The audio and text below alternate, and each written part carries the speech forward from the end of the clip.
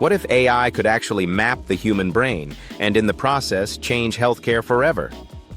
For decades, scientists have tried to crack the code of how our brains process information, but progress has been slow. Now AI is moving us closer to that breakthrough. Before we dive in, don't forget to like this video, subscribe to the channel, and drop a comment with your take on AI in healthcare. At a recent panel, experts shared how AI is transforming clinical research.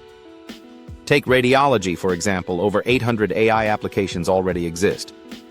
They're speeding up diagnoses and helping doctors improve patient outcomes, though humans still have the edge. MIT professor Ed Boyden described how AI is being used in Alzheimer's and Parkinson's research. The goal? Build brain maps detailed enough to simulate the brain on a computer. Imagine pinpointing exactly where to intervene to fight neurological diseases. At Stanford, Anurang Revri explained how protein modeling and clinical workflows are using AI responsibly, connecting research directly to patient care. And futurist Jamie Metzel outlined the next evolution, from population-based medicine to personalized care, and now to predictive and preventive healthcare powered by AI. The moderator, Juan Enriquez, cut to the heart of the issue. 95% of central nervous system drugs fail because we don't have accurate brain maps.